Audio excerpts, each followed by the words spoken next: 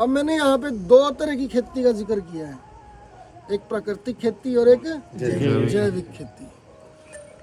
जो भी हमारे पास किसान भाई आते हैं और मोस्टली साइंटिस्ट भी और दूसरे अधिकारीगण भी सरकारी विभागों से, उन सभी को एक भ्रम रहता है कि जैविक खेती और प्राकृतिक खेती एक ही चीज़ है। जैसे मैंने एक आप लोगों में से भी पूछा था किसी भाई से कि आप प्राकृतिक खेती कर रहे हो, तो उसने हाथ उठा के बोला था कि मैं जैविक खेती करता हूँ।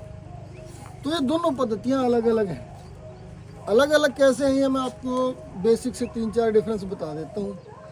देखिए, जैविक खेती में आप लोग अत्यधिक गोबर की खाद का इस्तेमाल करते हैं, ठीक है। अब मान लीजिए 4 एकड़ में कितनी गोबर की खाद लगेगी? इतने पशु आज के टाइम में बचे ही नहीं है, ठीक है। दूसरी बात, जैविक खेती में कोई भी आप बायो फर्टिलाइजर लेने जाएंगे या कोई बैक्टीरिया का कल्चर लेने जाएंगे, सारा का सारा आपको मार्केट में जाना पड़ेगा और ये बैक्टीरिया के कल्चर बहुत महंगे मिलते हैं। जबकि प्राकृतिक खेती में हम लोग जीवामृत का इस्तेमाल करते हैं, घन जीवामृत का इस्तेमाल करते हैं और प्लांट प्रोटेक्शन के लिए, कीड़ा मकोड़ा और बीमारियों से बचाने के लिए नीमास्त्र, अग्निअस्त्र, ब्रह्मास्त्र का इस्तेमाल करते हैं। जो फंगस वाली और बैक्टीरिया वाली बीमारियां हैं उनको रोकने के लिए खट्टी लस्सी और सोठास्त्र का इस्तेमाल करते हैं। तो जो ये मैंने जिक्र किया जीवामृत, घन जीवामृत, इसको बनाने के लिए आपको मार्केट में जाने की ज़रूरत ही नहीं है। सारी चीज़ें आपके पास घर पे उपलब्ध होंगी, क्योंकि इसको बनाने के लिए देसी गाय का गोबर चाहिए। अगर आपके घर में देसी गाय है तो उसके लिए आपको कहीं जाने की ज़रूरत नहीं है। देसी गाय का गौमूत्र चाहिए, उसके लिए कहीं जाने की ज़रूरत नहीं है।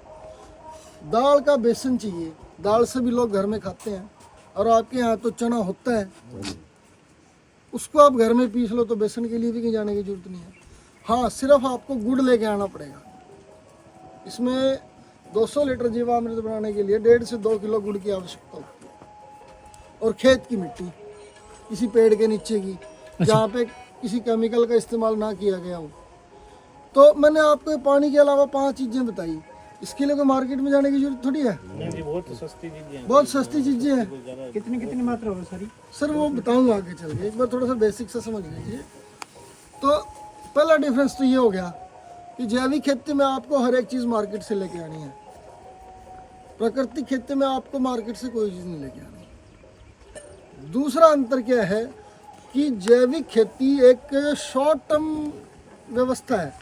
एक फसल के लिए आपने गोबर की खाद डाल दी, मान लीजिए 4 क्विंटल 5 क्विंटल, आपने बैक्टीरिया के कल्चर डाल दिए, आपने फसल काट ली। जब दूसरी आप फसल लेंगे तो फिर वही दोबारा उतनी चीज़ें आपको रिपीट करनी पड़ेंगी। जबकि प्राकृतिक खेती में धीरे धीरे जीवामृत और घन जीवामृत का इस्तेमाल घटता चला जाएगा।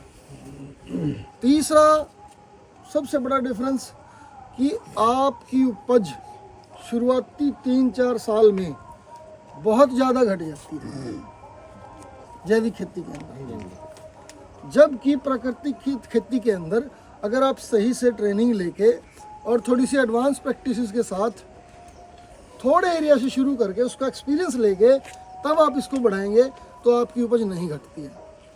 फिर भी अगर किसी किसान भाई की उपज शुरुआती दिनों में थोड़ी बहुत घट जाती है तो जिस प्रपोर्शन में आपकी उपज घटेगी ना, उसी प्रपोर्शन में आपके खर्चे भी घट गए। 80% खर्चा तो घट गया। और अगर आप प्राकृतिक खेती की शुरुआत करते हैं तो शुरुआत जब आप करेंगे सबसे पहले आप हरी खाद के रूप में मूंग की फसल लेंगे। मूंग अगर मैं मिनिमम टू मिनिमम भी लगाऊं तो आपकी 2 क्विंटल जरूर निकल आएगी 1 एकड़ में।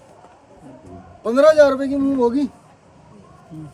उसके बाद देखिए, जब आदमी शुरुआत करता है ना तो उससे गलतियां भी होती हैं, चांसेस है ना गलती होने के, और इंसान तो गलतियों का पुतला है। तो मैं मानता हूँ अगर मान लीजिए थोड़ी बहुत गलतियां होगी किसी किसान से और उसकी 4 क्विंटल उपज घट गई, खर्चा भी घट गया, नेट प्रॉफिट वहीं का वहीं रहा। और जबकि जो हमने हरी खाद के रूप में मूंग ली थी वो 15,000 प्लस और हो गई, तो अल्टीमेटली जो हमारा नेट प्रॉफिट है वो बढ़ जाएगा। और जब आपको एक्सपीरियंस हो जाएगा, आपको ये पता लग जाएगा कि मेरे को फसल को जीवामृत कब देना है, नीमास्त्र का इस्तेमाल कब करना है, ब्रह्मास्त्र का इस्तेमाल कब करना है, तो आपकी उपज घटेगी ही नहीं। तो इसीलिए जब भी हमारे पास कोई किसान ट्रेनिंग लेने के लिए आता है, हम उसको यही रेकमेंड करते हैं कि आप एक बार थोड़े एरिया से शुरू कीजिए, उसका एक्सपीरियंस लीजिए, उसके बारे में जानिए कि कौन सी चीज़ कब और कैसे इस्तेमाल करनी है। फिर आप इसको अपनी क्षमता अनुसार 1 एकड़ में, 2 एकड़ में, 4 एकड़ में, 5 एकड़ में फिर आपको इसको बढ़ाना है। और साथ के साथ जो आपके किसान साथी हैं, मित्र हैं, उनको आपने इसके बारे में बताया। तो ठीक है, अब आपको जैविक खेती और प्राकृतिक खेती के बारे में पता लग गया दोनों में क्या अंतर है।